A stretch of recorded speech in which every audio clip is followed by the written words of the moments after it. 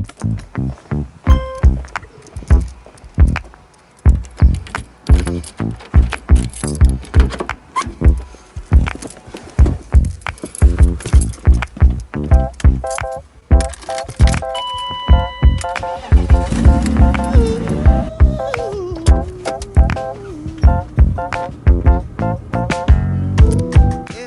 what's up guys?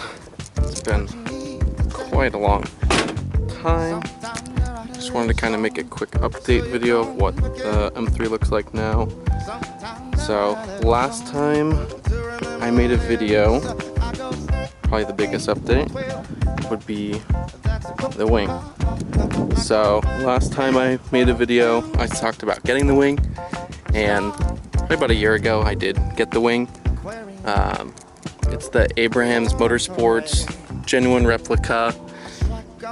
See, it's got the risers, the top part and the bottom part, unlike some of the cheaper replicas where this is all just one piece. This one's actually, 4 pieces total. Can't remember if last time when I made an update I kind of mentioned what my plans were for the car, but what I wanted to do with it is keep it, looking pretty stock OEM type of feel, but like completely redo everything underneath, kind of add some suspension stuff, some safety stuff like that, because I did want to autocross and track the car. So that's kind of what I've done since then. Probably the best thing that I bought as far as like performance goes, or like cutting down times at the track or autocross, would have to be actually good tires. So I bought the Bridgestone's Potenza RE71Rs. Really good tire. I've been daily driving them for the past 6 months now. I've had one track day and one autocross on them, and from like the daily driving they've started to, the camber wear on the inside is pretty obvious. I just switched them around today. So those were the rear wheels, now they're on the front, rear's in the back, but the square setup, so nothing is rubbing or anything like that. Something else that I got updated since the last video, I got a new exhaust. So the one I had before was a Remus. This one's a UUC Corsa, or the UUC System U. I got it off of someone off Instagram for pretty cheap, so I just picked it up.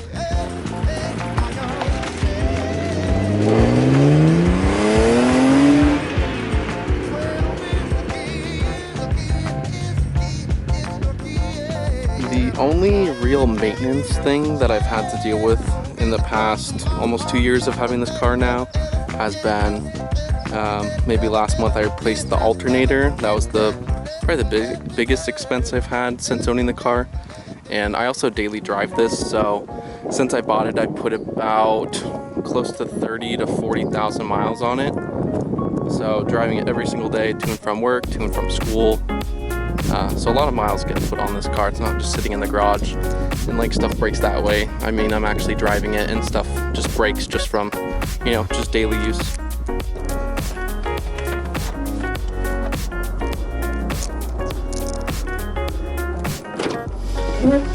So the only other things that I've had to do is just regular oil changes. I had an issue with my fog lights. They actually both broke.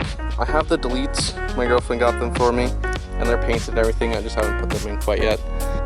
The other main modification that I've done since the last video would be new coilovers. So right now I have BC Racing coilovers in. I had them custom spring rates, so it was 10K in the front, 12K in the back with the Swift springs.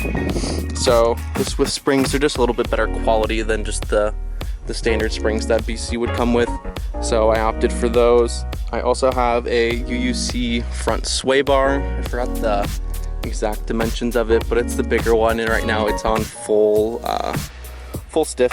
So just even for daily driving, it's not too bad at all. I noticed a huge difference at autocross, not so much at the track, but just the way that everything felt. It was just more put together. Like I could definitely feel more connection to the front tires with the sway bar, so that made a huge difference. So as far as the interior goes, I can't remember if I had the steering wheel on the last video, but I forgot what name of the Sparko it is, but just a Sparko with the suede, and then got the Momo hub off of a friend. I got the Renstall shift knob from my girlfriend. The only other real main modifications would be the seat. So I forgot what name of the Corbo it is, but it's just like the super cheap one. I kind of regret going with the cheaper one. I wish I would have just saved up and bought like a Sparko or a Recaro pole position, something like that. But for daily driving, it's been perfectly fine for me. Something else that I bought, I forgot what brand the roll bar is. That's also something that I kind of wish I didn't purchase. I purchased it online, and when I bought the actual bar itself, I ordered harnesses with it, but for some reason the order for the harness part of the order was canceled and I never got it, but I just got the harness bar. So kind of stuck right now without the actual harnesses. I do plan on buying some sort of like bolt-in cage. I don't want to weld anything back here just in case, you know, if I do want to take it out or make it stock or sell it. So I am looking for like some sort of like a bolt-in full like half cage back here, and then I'll get probably a red harness just because, I don't know, why not? Matches everything else. Nice little contrast on the inside. The last part, main modification on the interior would be the macaw door panels. As you can see, there's like a common theme about the interior. I'm not really a fan of everything that I purchased for it. These have been doing okay. I like, you know, the reason why I bought them is because my door panels were sagging and kind of looking pretty bad, so I bought these to just get rid of those. But now I really want stock interior, with the exception of the seat. So I don't know, I bought the Hard Motorsports ones that look like the stock doors, but the quality on them was just, it just wasn't good at all. So I ended up returning them, but I kept the door latches. So once I get the stock door panels put back on, I have like the RS Motorsport type door latches to use, which will look a little bit more race and add some contrast to the interior as well. So as far as like little accessory pieces that I've always kind of wanted since getting into E36s, obviously very inspired by LTW. So I have the wing. I was able to find a full set. So this came from Germany with the door molding itself from an actual car overseas that had the Motorsport International badges on there. So I was lucky enough to get those. And then just one of the little glove box ones too. Something else that I purchased was the Apex, the stud kit. So that was really helpful. I was just tired of the old bolts that were on the car. So rather than, you know, having to use the impact and like lining up all the bolts to get the wheel on, I'd rather just take them off, line them up on the stud. It just makes everything, especially on the go, if you're at the track or autocross or something, just getting the wheels on and off a whole lot faster than it would be with just the stock bolts. So I got those. As far as future plans, I already talked about this in one of my older videos, but I just really want to keep it. So last year I did a lot of like actually putting money into the car and working on it, and I feel like it's at a point now where, you know, it's more or less what I wanted it to be for the money that I put into it. So I feel like this year I kind of want to just go to different track events, autocross, just enjoy it. You can probably hear all the rocks that these tires picked up. They're pretty sticky, and it just rained not too long ago, so there's a lot of little teeny rocks that are out here. So if you hear any of that like little ticking noise, that's what it is. It's just the rocks that the tires pick up, which I've just gotten used to. Maybe it's some annoying to some people, but it wasn't that big of a deal. One other thing that I forgot to mention was, for some reason, I'm not sure, this just started happening not too long ago, my car has the exact opposite problem of what most old BMWs have. So most old cars, as you may know, overheat. Mine, for whatever reason, stays on the cooler end.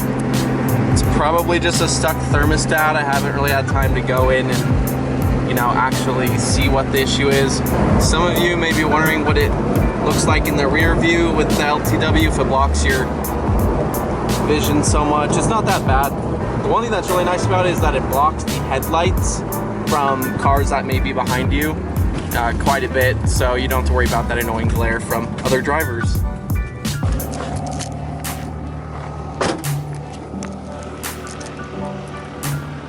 One other thing that happened since the last video was someone actually, it's kind of hard to tell, but someone actually hit my car. You can kind of see it right there. And then down here, this is all a big dent. It's kind of hard to, you can kind of see it there. But everything buffed out. This was all, it was actually a Maserati that he was making a turn and he hit me through there. But luckily all the paint washed off, it's just the dent. Now I haven't gotten the dent fixed, but it's not too noticeable. But something that should be easily taken care of with like one of those paintless dent removals or something cheaper like that. All right guys, well that's about it. Just went for a little drive. Like I said, plans for this year, not too much probably. Just trying to actually use the car. It's kind of what I want it for. So hopefully gonna get out to some more track days this year. If there was one thing that I would like to purchase this year, it would definitely be an OEM LTW splitter. Just kind of finishes everything that I've been going for. I have the wing, aggressive wheels, just that would be just like the icing on the cake for everything else. So if there's one thing that I would have to try that may be coming this year, it would probably be that. Other than that, just look out for more videos. Before anyone says anything, yes, I know my taillight is out. The brake lights work, but it's just the taillight I need to fix. I went home and put it in. I hope you guys enjoyed the little update. I really want to try to get back making videos this year. Last year, I don't think I made any. If anything, it was just some laps around the track. But I really want to get back into it this year. So stay tuned for more. If you guys like the videos, please subscribe. Yeah, that's about it. Thanks, guys.